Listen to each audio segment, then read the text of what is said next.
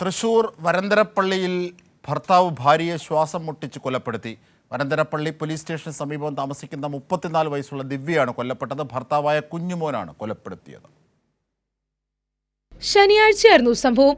Sales ഗേളായി ജോലി നോക്കിയിരുന്ന ദിവ്യയ്ക്ക് മറ്റൊരു വ്യക്തിയുമായി സൗഹൃദമുണ്ടെന്ന സംശയമാണ് കൊലപാതകത്തിൽ കലാശിച്ചത്.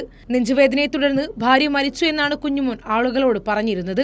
ഭാര്യയ്ക്ക് നെഞ്ചുവേദനയാണെന്ന് പറഞ്ഞ് സമീപത്തുള്ള ആശുപത്രിയിലേക്ക് ദിവ്യയെ കുഞ്ഞുമോൻ എത്തിച്ചിരുന്നു. എന്നാൽ ആശുപത്രിയിൽ എത്തും മുമ്പ് ദിവ്യ മരിച്ചിരുന്നു. തുടർന്ന് മൃതദേഹം ഓട്ടോറിക്ഷയിൽ വീട്ടിലേക്ക് കൊണ്ടുവരികയും ബന്ധുക്കളോടും അയൽവാസികളോടും ദിവ്യ നെഞ്ചുവേദനയെ തുടർന്ന് മരിച്ചു എന്ന് പറയുകയുമായിരുന്നു.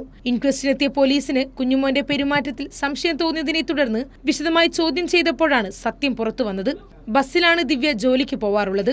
മറ്റൊരാളുമായി സൗഹൃദമുണ്ടെന്ന് സംശയം തോന്നിയ കുഞ്ഞുമോൻ ബസ്സിൽ ഭാര്യയെ പിന്തുടരുകയായിരുന്നു. ജോലിസ്ഥലത്തേക്കുള്ള വഴിമധ്യേ ദിവ്യ ബസ്സിൽ നിന്നിറങ്ങി ഒരു യുവാവിന്റെ ബൈക്കിൽ കയറിപ്പോകുന്നത് കുഞ്ഞുമോൻ കണ്ടു. ഇതേ ചൊല്ലിയുള്ള തർക്കമാണ് കൊലപാതകത്തിലേക്ക് നയിച്ചതെന്നാണ് വിവരം. കൈരളി ന്യൂസ്, തൃശൂർ.